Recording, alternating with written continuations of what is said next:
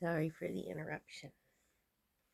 Megan's visiting with her cats, and her cats are sweet, sweet babies. And Midnight, particularly, is interested in getting to know Link, and Link is so excited for that.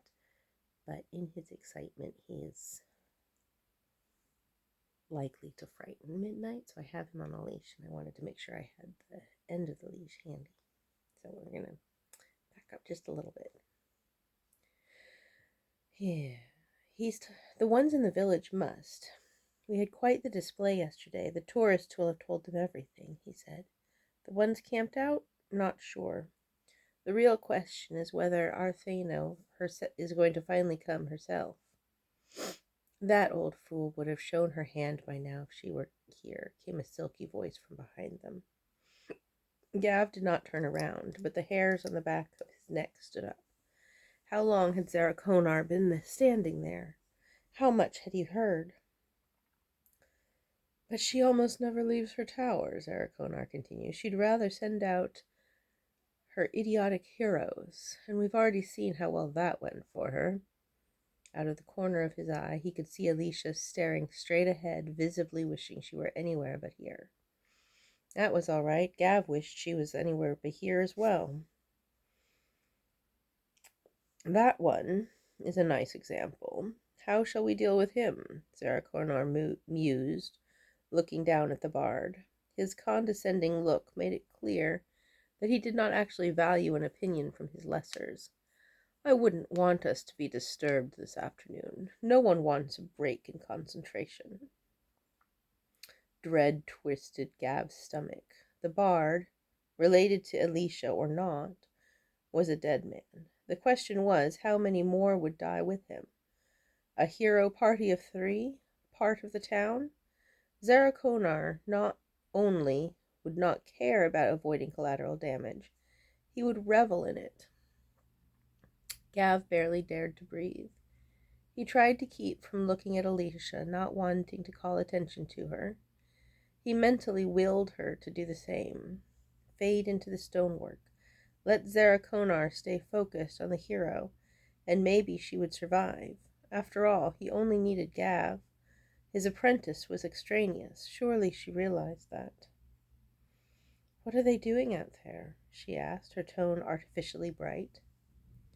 Zarakonar looked away from the golden-haired young hero and up to where she pointed, near the dragon carcass. I suppose you're the little apprentice, then? Are you as weak as your master? Still, his attention had been caught by whatever was happening out in the field. Gav wordlessly offered him the spyglass, but Zarakonar waved it away. Instead, he traced an outline in the air. The light within twisted, and suddenly the image leapt into focus. A magnified image, as clear as the spyglass would have been, but visible to all. That Zarakonar could cast a scrying spell without components, and with no visible preparation, chilled him further. Several of the heroes were on their stomachs, crawling through the stubbled field as if they were sneaking up on the dragon. 2 wore mail, but the other 3 sported the colorful robes of good wizards. That is, ones professing dedication to good rather than ones who were competent. Do they think it's still alive? Alicia wondered aloud. Gav glanced at Zarakonar and then quickly away. The dark wizard seemed more amused than anything else. I can't see how, Gav answered her, stalling for time. I mean, if we can smell it up here, the stench that close has got to be eye-watering. They think it's a lich, Zarakonar replied, smiling. I suppose that would have been entertaining, to reanimate the beast and set it loose. Gav pictured a zombie dragon raging through the town and did his best not to shudder. They must not show any emotional attachment, he knew. Not him to the town, and certainly not Alicia to the bard, and no matter how much the other wizards prodded. Zarakonar was a cat. He liked to toy with his prey. He wanted them to give him an excuse to pounce, and he would make sure they would give him that excuse. The 3 good wizards fanned out, half circling the dragon's rump. Still half crouched, they started through a series of gestures in sync with each other. Thin lines of purple light sprung up between the three and then plunged into the dirt beneath the behemoth.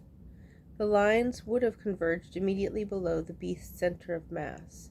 "Oh no," Gav said, suddenly recognizing the spell. "Oh yes." Zarakonar threw his head back and laughed. "Wait, what?" Alicia said. Gav reached out a futile hand as if he could stop them. The center wizard raised a glass ball filled with sparkles. He threw the ball down. It smashed into 1,000 shards. The dragon exploded.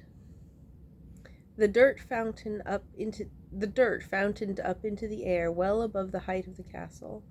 The lead wizard was immediately obscured by the eruption of dirt, but on either side his fellow wizards raised their arms in jubilation. One did a little jig, then they turned to go. Below, the villagers cheered. "Oh," said Alicia, "I suppose that takes care of that particular problem?"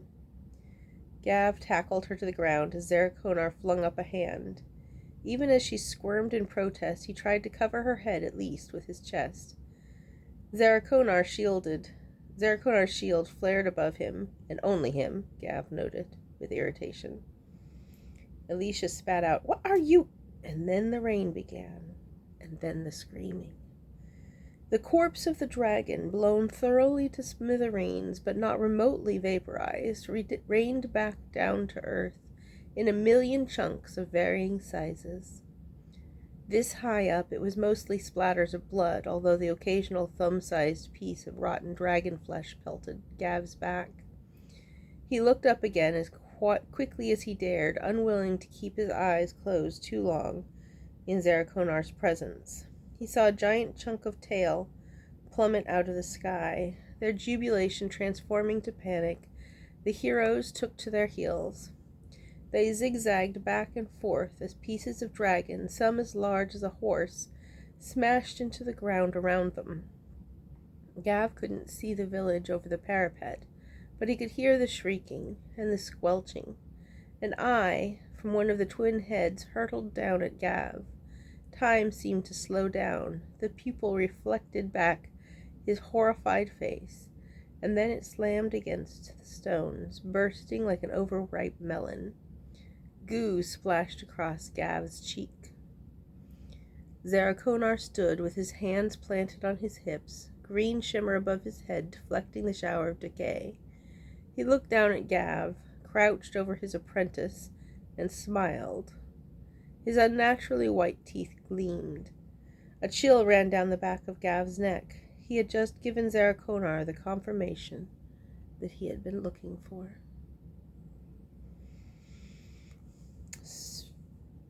I'm going to check how far we have to the chapter, because knowing me, it's going to be like right there. It's a little ways away. I'd really like to have smaller chunks than we've been having, so I'm going to stop.